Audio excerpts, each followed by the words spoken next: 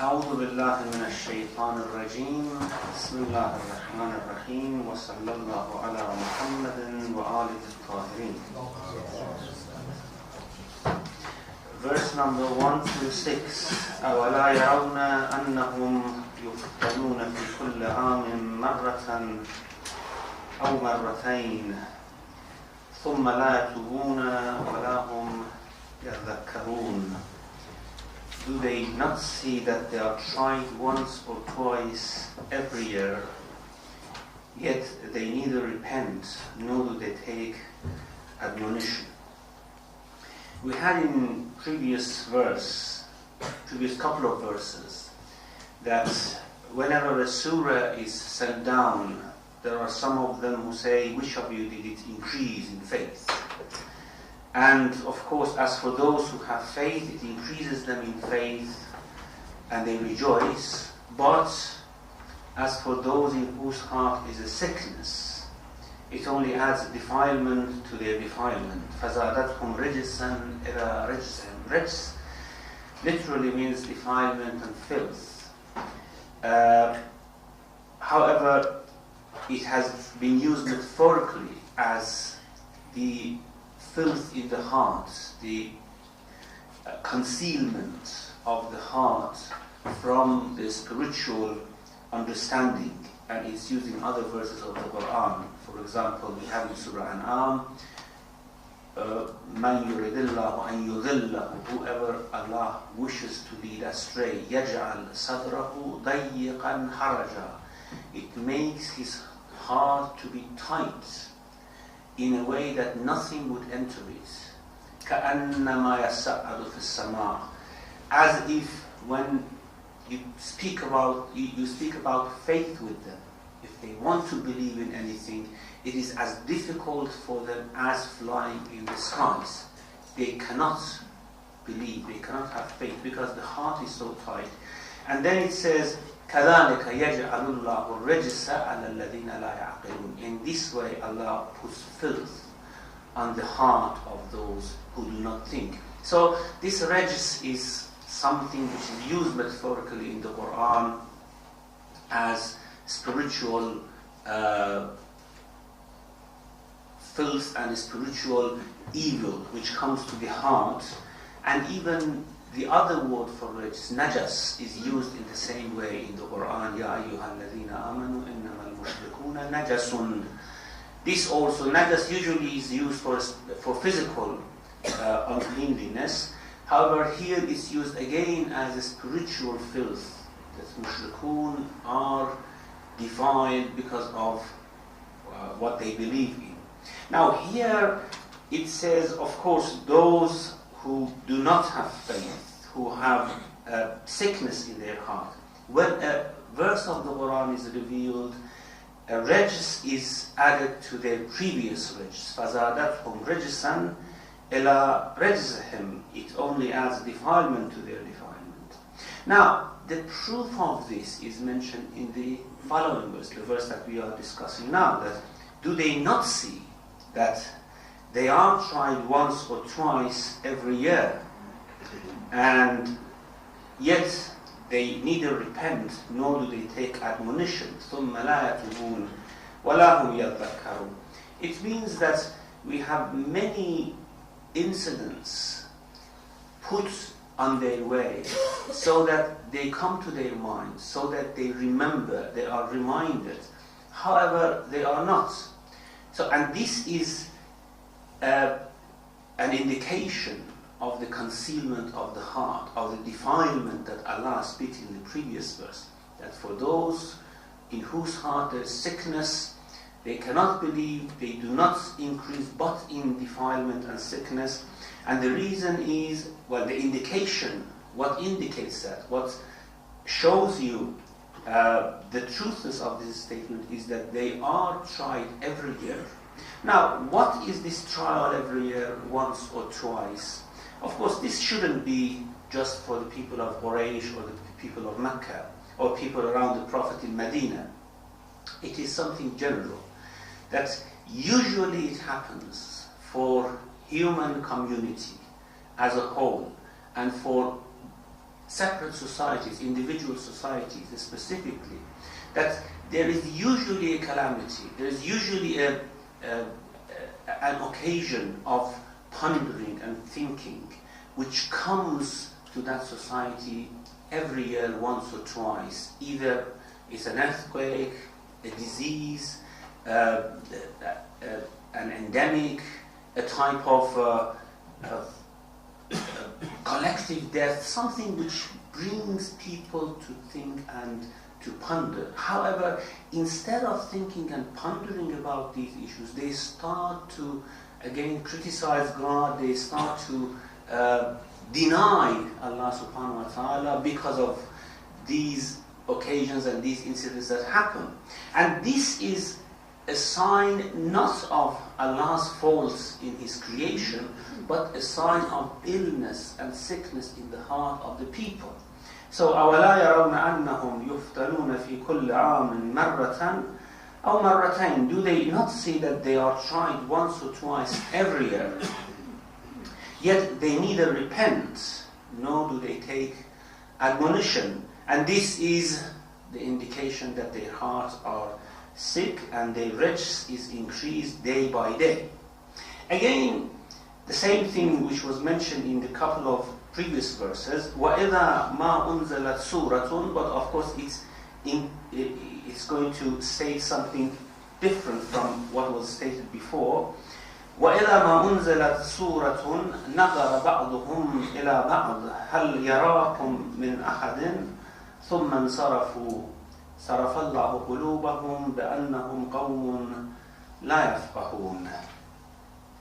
And whenever a surah is sent down, they look at one another, is anybody observing you? Then they slip away. Allah has turned aside their hearts, for they are a people who do not understand.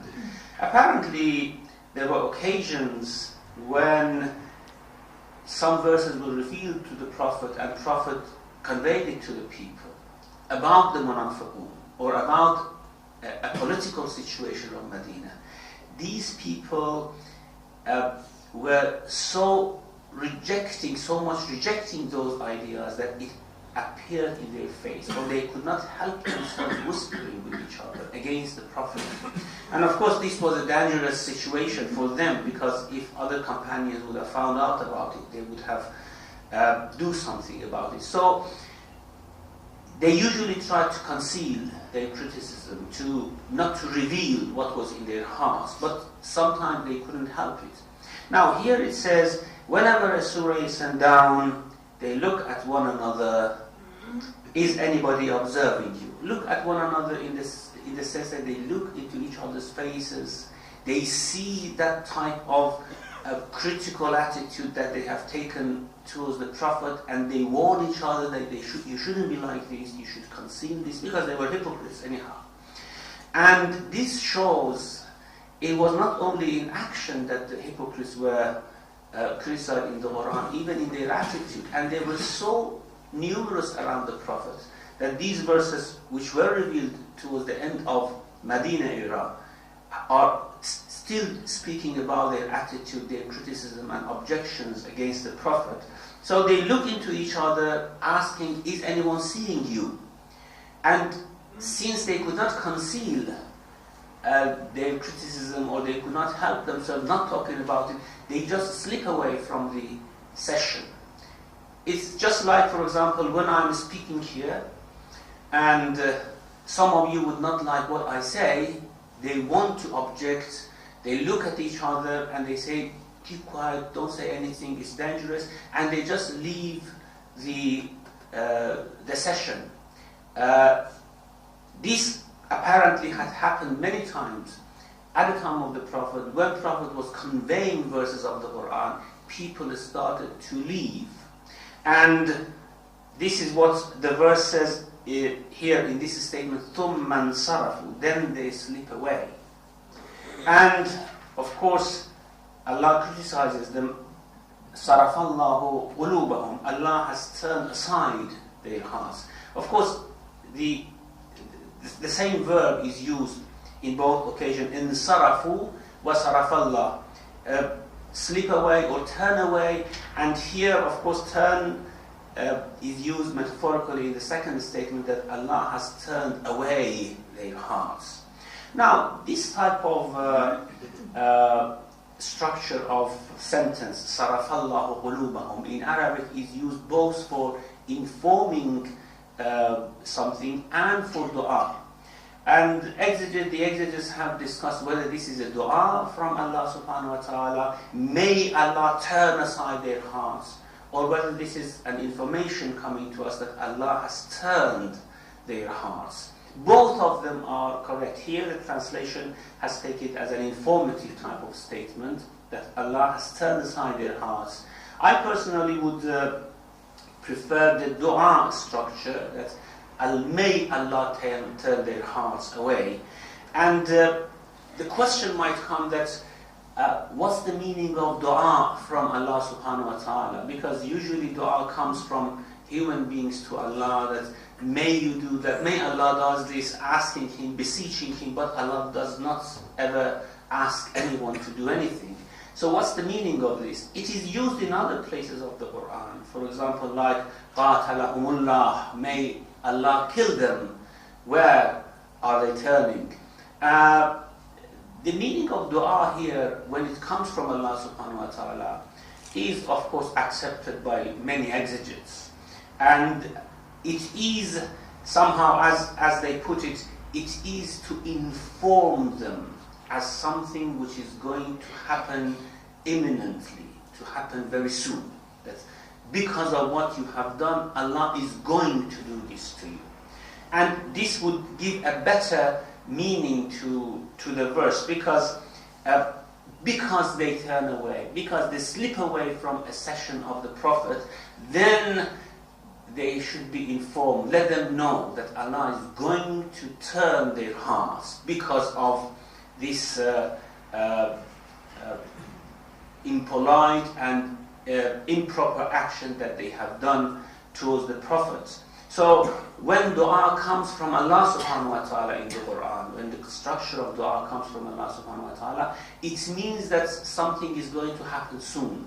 And actually the structure which human beings use for dua, to ask something to happen soon, Allah uses for Himself, informing that this is going to happen. So because they slip away from the session in which the Quran is being conveyed by the Prophet to the people, Allah subhanahu wa ta'ala is going to turn away their hearts, to turn aside their hearts. صَرَفَ اللَّهُ قُلُوبَهُمْ بِأَنَّهُمْ قَوْمٌ لَا يَفْقَهُونَ, for they are a people who do not understand. Now, do not understand, usually not understanding, not finding out, is not a voluntary action. If you do not understand something, it means that you don't have the capability to solve the complicated structures of a statement or an event. So it's not your fault that you do not understand. Here Allah says, we are going to turn aside their heart because they do not understand. And it takes understanding, لا يفقهون. And in many other sentences in the Quran, we have بأنهم قوم لا يعقلون, because they are a people who do not pay attention. Even paying attention sometimes is not voluntary. You cannot concentrate and pay attention, and sometimes you do not find anything to pay attention to. So why Quran is using these type of attitudes as something which is a sin, which is an evil, a voluntary evil, and people should be punished for it? Apparently, there is a level of understanding, a level of finding out things that we see, finding out the hidden aspects of things that we see, is something which is voluntarily ignored because we are busy with other things, which of course Allah would not allow us to do, which He doesn't want us to do, because we are busy with our worldly with our day-to-day life, because we are busy with the worldly affairs of our existence, we cannot pay attention to spiritual issues. We cannot understand those things. And this is an act which is voluntary. And in fact, Allah wants us to somehow detach ourselves, distance ourselves to some extent from these things, so that we understand those spiritual issues which are not beyond human grasp and human understanding. And if we do not do that, if we are completely immersed in this worldly life, then that lack of understanding is a sin, is something for which we are going to be taken into account for.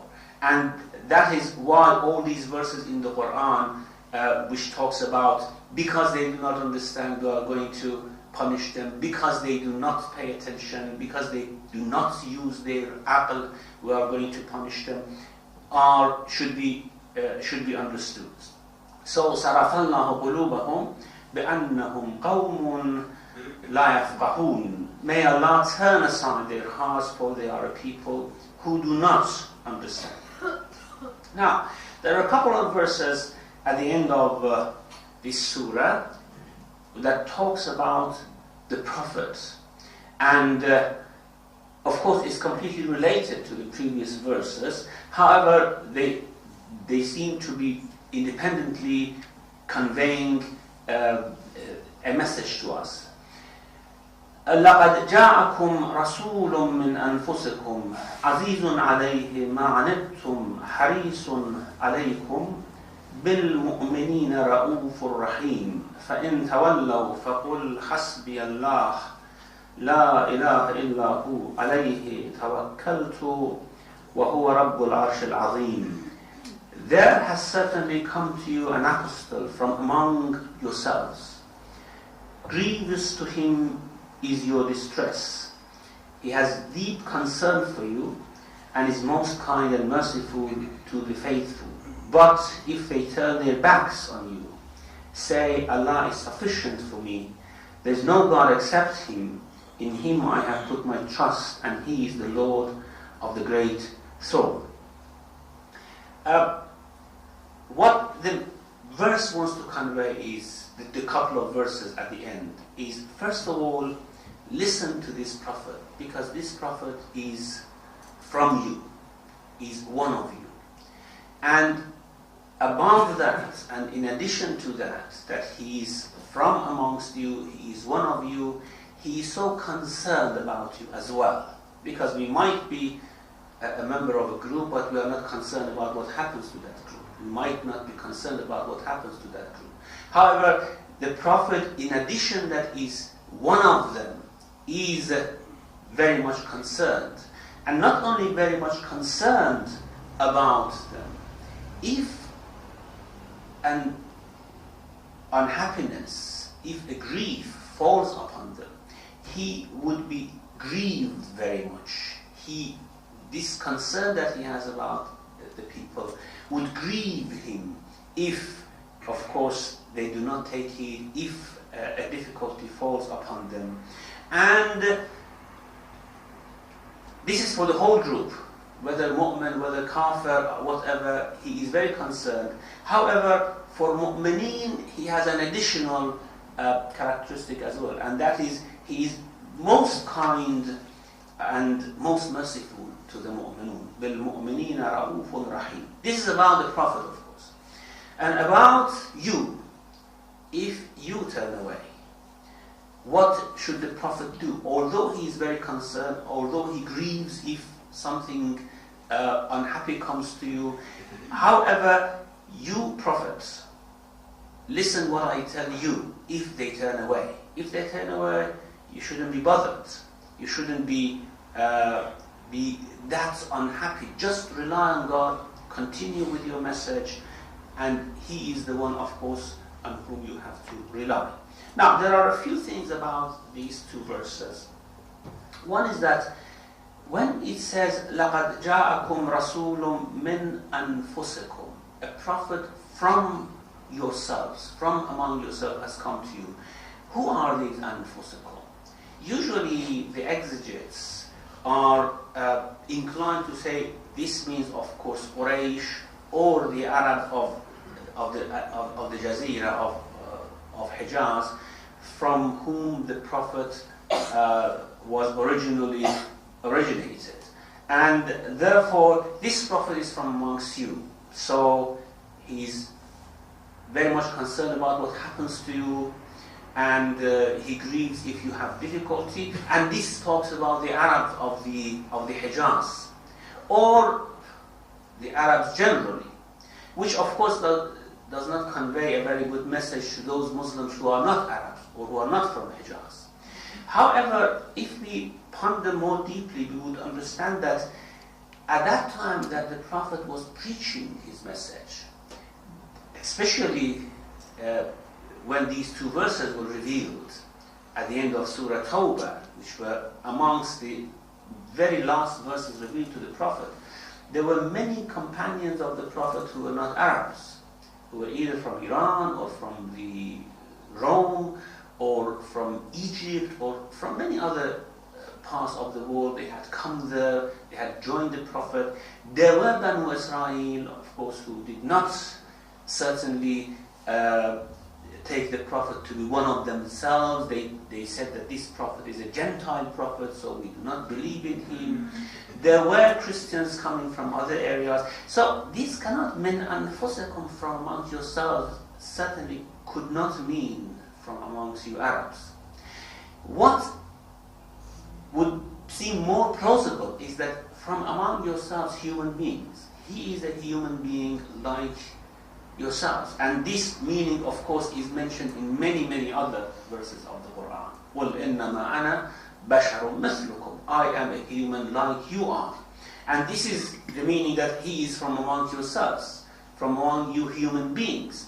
Not an angel we have sent down to you, so that they are not concerned about what happens to human beings. They do not feel what they feel, they do not realize what they realize. So it's a prophet from among yourselves.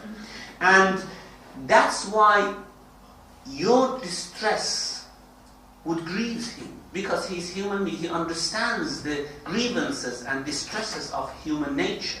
So if you are distressed, he would grieve because he's human being. Angels could not grieve our distresses because they do not understand our feelings. So he's a prophet from among yourselves, meaning he's a human being like you are, and therefore he grieves with your grievances and distresses, and he's very much concerned about you. Now, of course, not all human beings are concerned about one another. Not all human beings would grieve for distress and unhappiness of others.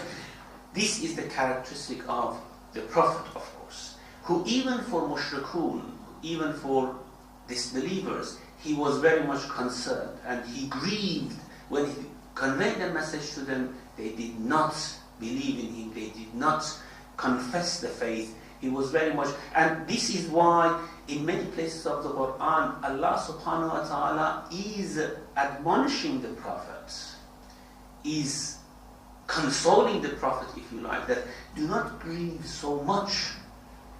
Many of them do not understand, many of them do not believe, will not believe. So you do not somehow, لَعَلَّكَ, as we have in Surah Kahf, for example, لَعَلَّكَ بَاخِعٌ نَفْسَكَ عَلَىٰ آثَارِهِمْ أَن لَّمْ يُؤْمِنُوا بِهَذَا الْحَدِيثِ. You may kill yourself, you may want to kill yourself, you may want to perish yourself, because they do not believe in this story of Allah subhanahu wa ta'ala. And this is in many, many verses. Ya Taha ma anzalna alayka al-Qur'an litashqa.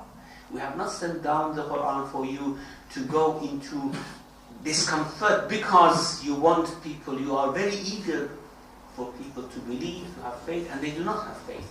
This is actually the character of the Prophet, so concerned. لَعَلَّكَ بَاخِعٌ نَفْسَكَ أَلَّا يَكُونُوا مُؤْمِنِينَ. In other verse we have, you may want to perish yourself because they do not believe. And in many other verses it says that even despite all your efforts, all your eagerness, most of these people are not going to believe. So it is giving some some sort of comfort to the Prophet that he shouldn't be so distressed about it. So this was the characteristic of the Prophet, peace be on him, towards mu'min and mushrik, because he was seeing what would be the destination of the disbelievers, and he really didn't want anyone to perish, anyone to go into that direction. And if someone had faith, of course, Prophet could not have that sort of mercy and kindness towards disbelievers, because they were enemies of God. Although he was eager to bring them to the friendship of God, he was eager to bring them back to the folds of Allah subhanahu wa ta'ala. However, if they did not come, if they were enemies, then Prophet couldn't have that kindness towards them. But if someone came to the fold of Iman and faith, of course, Prophet would have loved them, would have had that sort of attitude of ra'afa and rahmah towards them. Bil mu'minina ra'ufun rahim. This is an admonishment for the believers, or for the people in Medina, whether believers or hypocrites, that look, this Prophet is very much concerned about you. If he's saying something, he's not saying it for himself, he's saying because of you. So take heed, take this as something precious and valuable in your life. And an admonishment coming to the Prophet that فَإِن تَوَلَّوْا, but if they turn their backs on you, although you are very much concerned, very eager, don't worry, just فَقُلْ حَسْبِيَ اللَّهِ, say Allah is sufficient for you. La ilaha illahu, there is no God except Him, alayhi tawakkaltu, in Him I have put my trust. Now, فَقُلْ حَسْبِيَ اللَّهِ, say Allah is sufficient for me, is another expression for alayhi tawakkaltu, or tawakkal ala Allah, rely on Him. However, this reliance on God, putting trust on God, is due to the understanding that Allah is sufficient. Because if we feel that Allah is insufficient, we cannot rely on Him. We cannot put our trust on Him. So, first it says, say Allah is sufficient. He suffices from all means and all facilities that might be at disposal of a person. And all plots, all conspiracies, all things that is beyond my capacity to put in calculation, He would suffice. And therefore, I rely on Him. And Allah is saying that you should put your reliance on Him, and certainly Prophet was doing.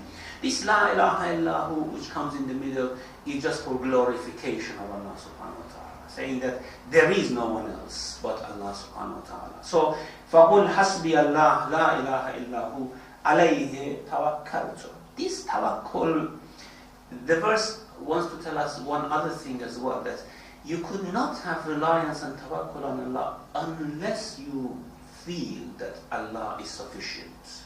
Allah will suffice, despite all means. Usually, although we might have many different means at our disposal, we might be capable of doing many things, there are always, for performing one action or for attaining an end, there are endless number of other factors which are beyond our reach, which we cannot actually control them. Although we might control many means, however, there are many other means there which, if they want to play a role, then our means would be ineffective. So the only one who is controlling all these is Allah subhanahu wa ta'ala, and that should be sufficient. Although we use means at our disposal, although the Prophet, peace be on him, for example, and this is human nature, this is human understanding, this is human capacity, we have to use whatever means is at our disposal. And these are all from Allah subhanahu wa ta'ala. We shouldn't feel that they are independent. However, we have to know that if there is a holy aim and goal, and we want to attain it, and our means seem to be insufficient, and the enemy's means seem to be so huge, we should not take our reliance away from Allah subhanahu wa ta'ala, becoming afraid and thinking that it is impossible for us to realize and to achieve. And this is what it's saying here. If they turn away, don't think that by their turning away, by them leaving you, you are going to be defeated. Success is from Allah subhanahu wa ta'ala. Say, Allah is sufficient for me. There is no God except Him. In Him I have put my trust. وَهُوَ رَبُّ الْعَرْشِ الْعَظِيمِ. He is the Lord of the great throne. Now, about the great throne, Arsh, I don't know whether I have discussed already in full the meaning of Arsh here or not. Would anyone remember? We haven't. So I think I leave this Arsh because it's a very important concept in the Quran. I leave the meaning to discuss it in full in next session. There are only a couple of things to be said about these two verses. First is that it is reported from Ubay ibn Ka'ab that these two verses are the very last verses revealed to the Prophet, peace be on him. As it is reported by As-Suyuti and many other reporters from Ahl Sunnah, that is أحدث أحدا من القرآن بالله. These are the two verses which came at the very end. The two verses which have come from the sky, from the heavens, from Allah subhanahu wa ta'ala after all other verses.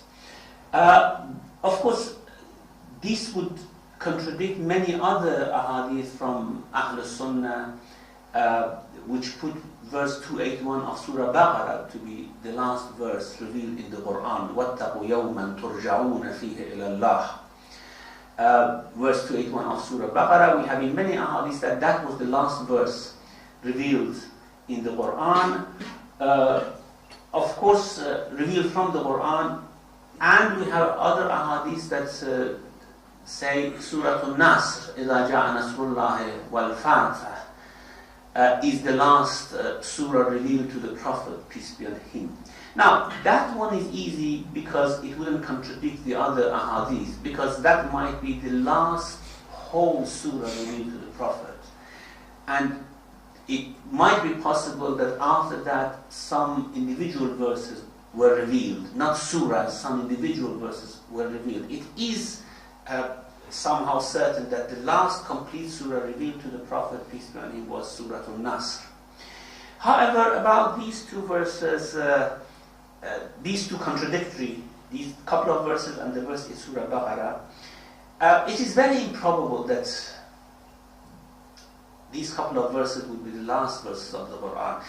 It seems وَاتَّقُوا يَوْمًا تُرْجَعُونَ فِيهِ إِلَى اللَّهِ would be more plausible to be the last verse of the Quran. However, both of them, these couple of verses and that verse from the Quran, if we put it in the context of the whole situation in Medina, would be somehow would give a meaning if they are the last verses.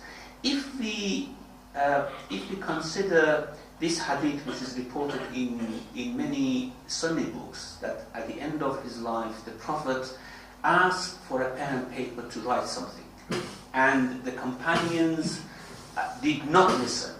They didn't want to give the Prophet pen and paper to write that will, whatever it was. He wanted to write a will. They said, no, this is not the situation in which the Prophet could write a will.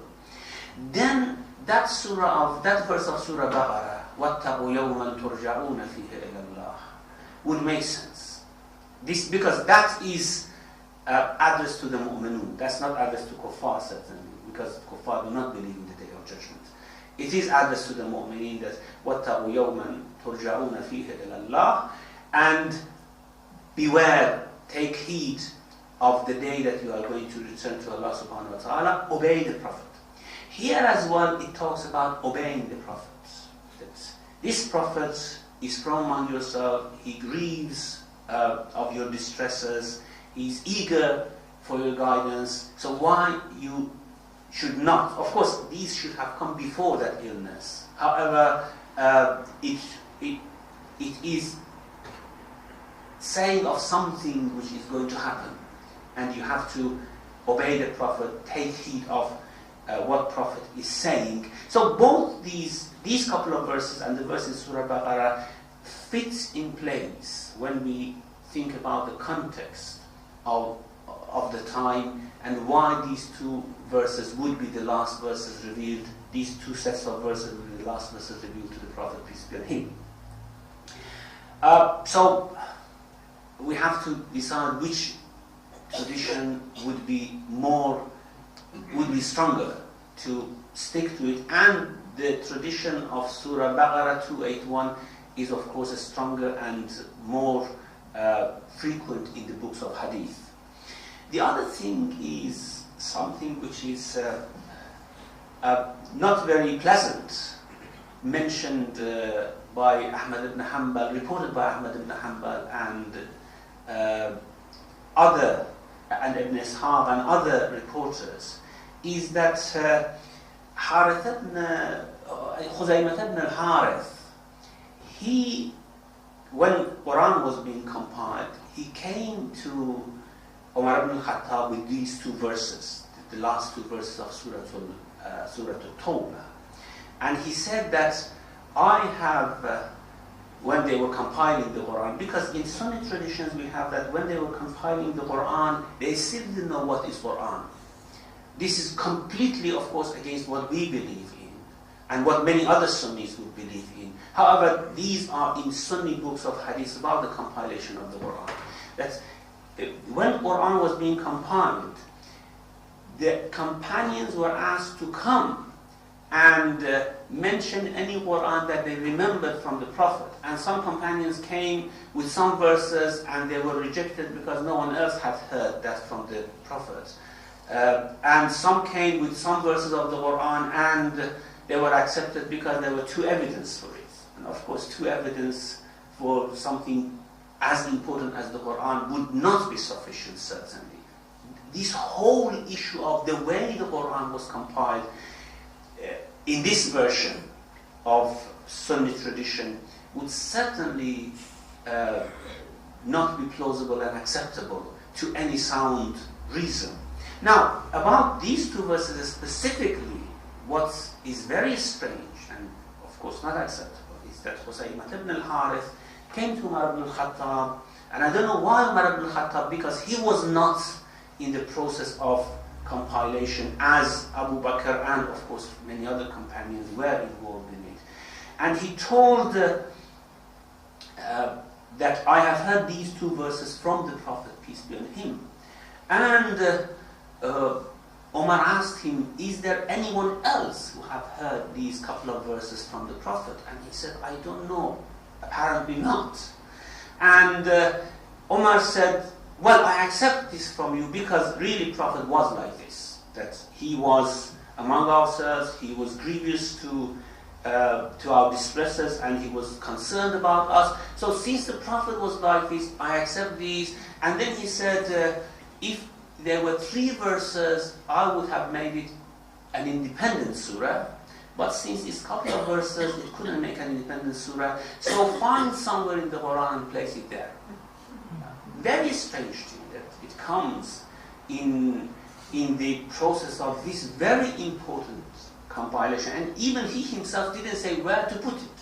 He said just find somewhere and put it there, and they put it at the end of Surah Al-Bara'ah, Surah At Tawba, which of course it just brings the level of authenticity of Quran to note. I mean, you can say Prophet was a lovely person and make an Arabic poetry about it and go to Umar ibn Khattab and say this is a verse from the Quran, and well, of course Prophet was a lovely person. Should we put it in the Quran? Or any other characteristic of the Prophet that we may feel we want to describe the Prophet with it, and then go to someone and say, this is a verse from the Quran, and since of course it's true, not true in the sense that it's a verse from the Quran, it's true that Prophet was like that. And then we say, since Prophet was like this, let's put it in the Quran. So sometimes we find these ahadith, which of course seem very unpleasant about compilation of the Quran. Now, to be fair, in our Shi'i books, of course, we have other verses, we have other traditions about the Quran, which are not very pleasant. Some traditions that insinuate, not explicitly mentioning, insinuate that Quran was distorted, or some part of the Quran was omitted, was deleted by companions. We have such traditions in our books as well. However, we have such traditions in Sunni books as well. And we have traditions like this, which is of course a false tradition. Certainly this shouldn't have happened, and this is not a true incident which is reported. We have to somehow be fair to see that in both traditions, in both literature, both Shi'i literature and Sunni literature, we've come across some ahadith like this. And as the scholars have rightly rejected all these ahadith, because it is firstly opposed by many other ahadith, which give a different meaning to the way the Quran was compiled and the completeness of the Quran. And it defies the reason and defies the Quran itself. So we have to certainly reject this type of ahadith coming either in Shi'i books in a different way, or in Sunni books in the way that I described. وَصَلَّى اللَّهُ عَلَى مُحَمَّدٍ وَعَلَى Sheikh, before we come to the question and answer, do you have the example from our side of Shias, where we have from the Sunni side, of the compilation? Yes. Yeah, we believe that Quran was compiled at the time of the Prophet. No, but not about the compilation, like what you described the last two ayahs of this Surah At Tawba. No, we don't have such a thing about it, no.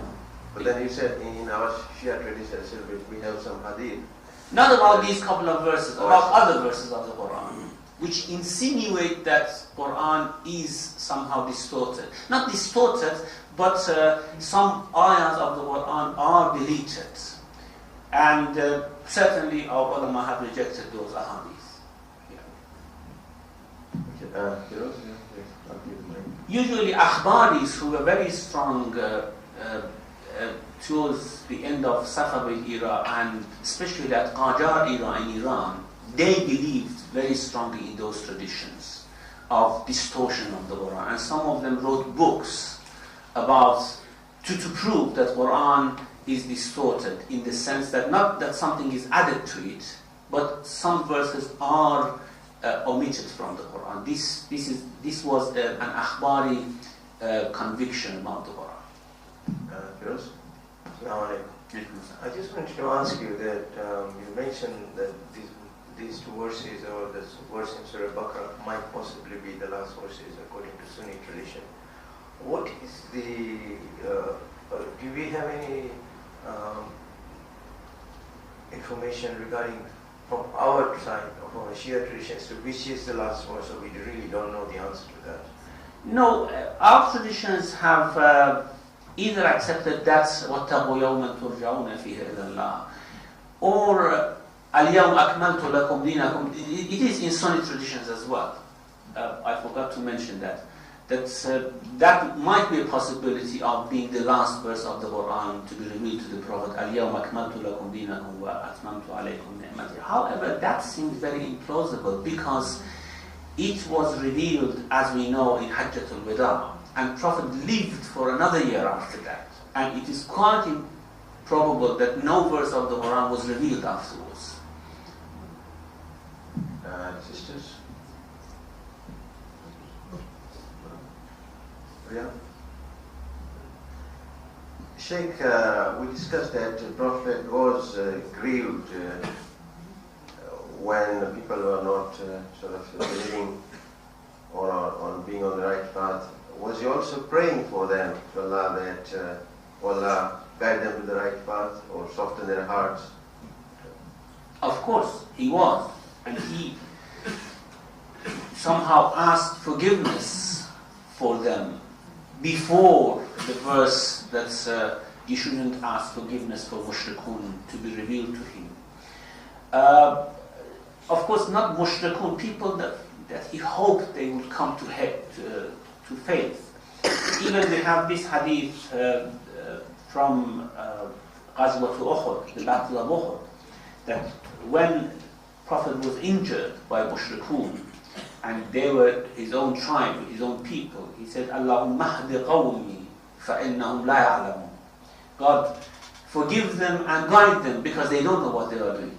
They are, of course, fighting against the Prophet, but they don't know what they are doing to themselves. So, yes, Prophet was actually eager for them to come back. He certainly should have prayed for their guidance to come in. But, of course, Quran says, even if you pray, even if you wish, إِنَّكَ لَا تَهْدِي مَنْ أَحْبَبْتَ, you cannot guide anyone that who you like. We will guide anyone that we decide. And استغفر لهم أو لا تستغفر لهم, whether you ask forgiveness for them or you do not ask forgiveness for them, we are not going to forgive them. So this is something which originally he prayed for everyone, every mushrik even, to come. However, after that shirk was found out to be so solid in their hearts, as they are enemies of Allah, then of course prophets had the bara'ah from them, disowned them. Thank you. Sisters? Brothers? Yeah, what? Is there a mic there?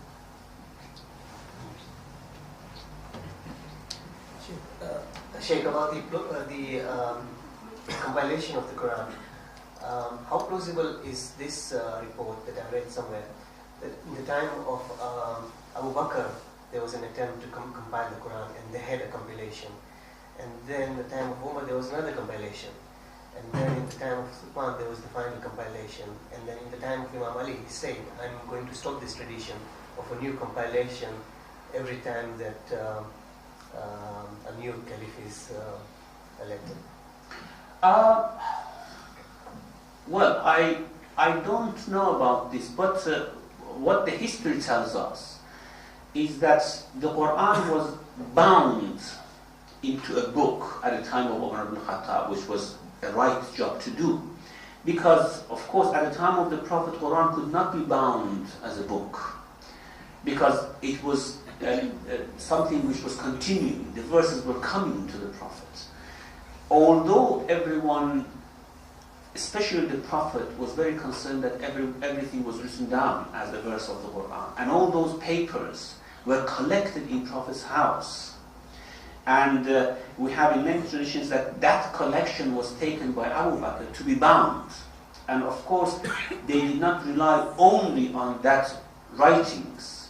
They wanted to know whether Sahaba had heard, the companions had heard those verses.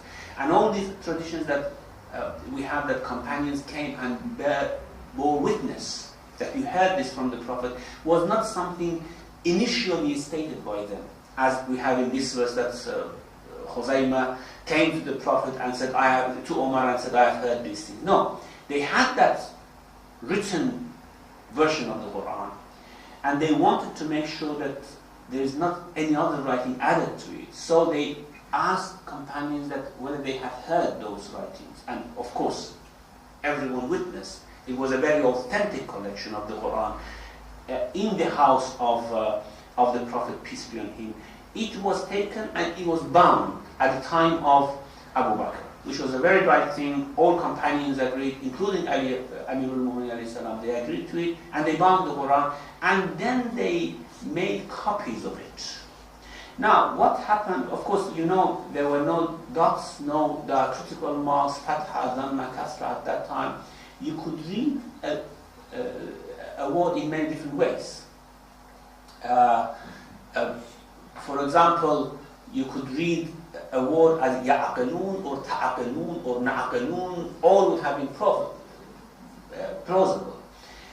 So, people who had heard these verses from the Quran should have actually recited them for people, so that people knew how they have to recite this version of the Quran. Now, this brought lots of disagreements in different parts of Muslim land, especially when the territory expanded to that great extent. And it happened that some companions, for example, they went to Azerbaijan, as is stated in history, that they heard that they are reciting a completely different type of Quran that they are reciting in Medina. So they became very concerned. And this happened at the time of Uthman. And they came to Uthman and said, this is the case, people are reciting the Quran in a very different way that we are reciting it. And what happened, the companions decided at the time of Uthman, and that includes Ali ibn Abi Talib, of course, that we have to burn all those copies of the Quran which are now at the disposal of the people, which is owned by the people, in all Muslim land. Or we have to say that they are all apocryphal, unauthentic, and we have to make a main copy, an Imam copy, that they call it Nuskhatul Imam, that we witness that this is the correct recitation of the Quran here, and we make several copies of it and send it to different parts of Muslim land, 7 or 8 copies of that they made. They sent it to different areas, different quarters, and they sent with every copy one reciter. That's because still there was not diacritical marks and not dots. This was done later on by, the dots were put by, the diacritical marks were put by Abu al-Aswad al-Du'ali at the orders, behest of Amir al-Mu'mineen.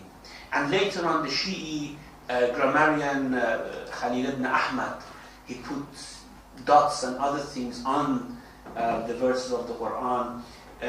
And these copies were sent to different quarters with a reciter, and they burnt all other copies. And they said that everyone should recite the Quran according to this recitation. Now, still those 7, 8 reciters going with the Quran to different quarters, they had a slight disagreement with each other. That is why we have different recitations of the Quran. Not that Quran was revealed to the Prophet in different ways. That they say in Sunni tradition we have that Quran is revealed in 7 different versions to the Prophet, which is totally wrong. They had disagreements, and this disagreement have come about because of that. And this was done at the time of the Uthman. Again, it was approved by Amir al-Mu'mineen alayhi salam. He was witness to what was happening. So I don't think it's different compilations. It's different works done on the Quran gradually during the history to make it a complete and unique book. Thank you. Sisters?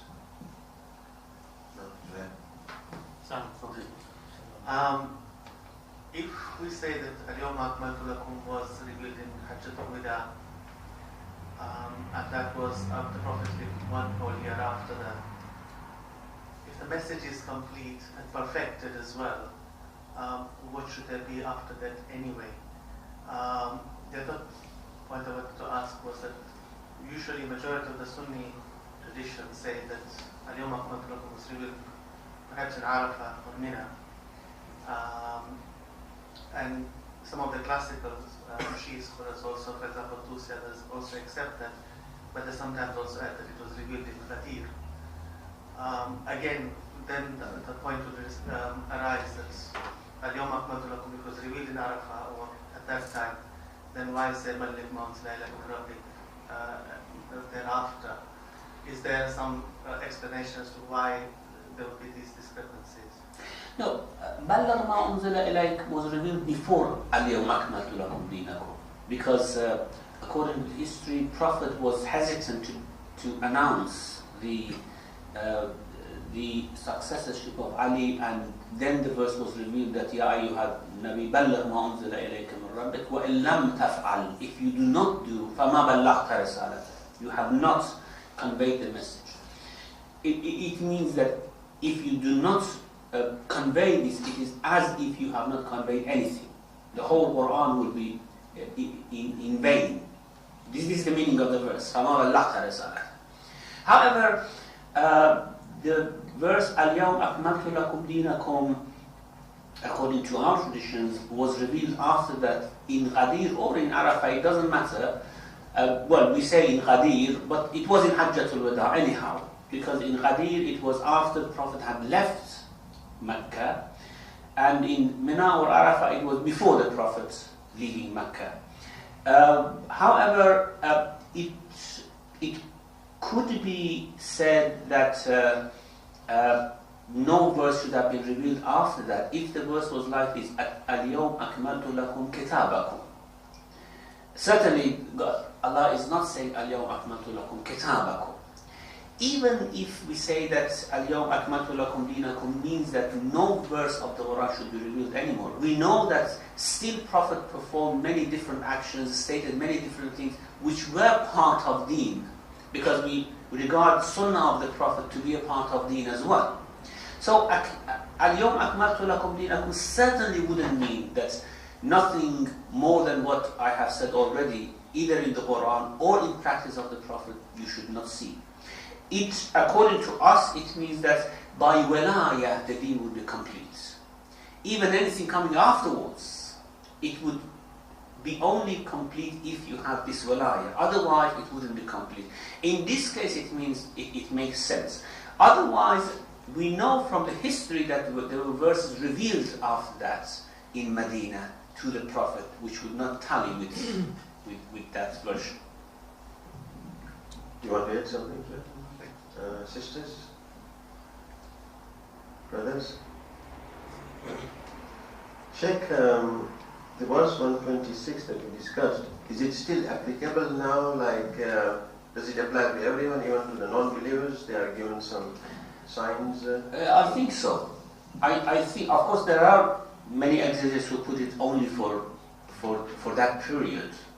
However, I think this is a general sunnah of Allah subhanahu wa ta'ala.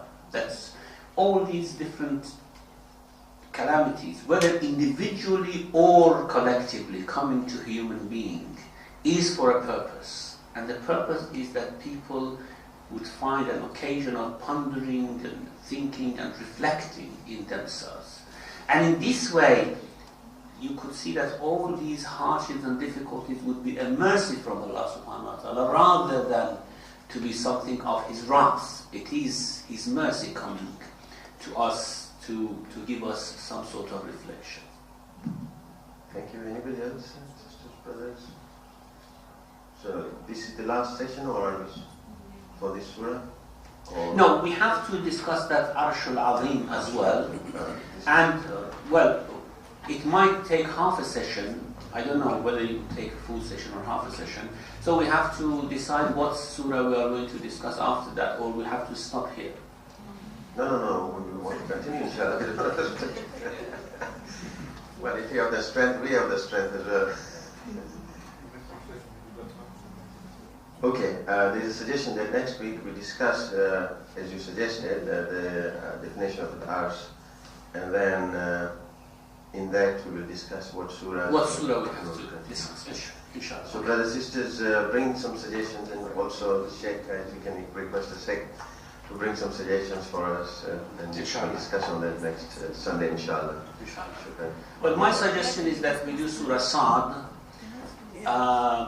which has many interesting concepts in it, and it's a surah which, of course, I think you can put a competition for youngsters, or young people, as everyone is young here, for memorizing, because it is mustahab to recite that every Laylatul Jum'ah, and it is something which is a very precious surah of the Quran, as you have in Hadith. However, if you have other suggestions, then inshallah. So brothers and sisters, look up Surah Sa'd as well, and come up with other suggestions. Muhammad wa alayhi wa sallam.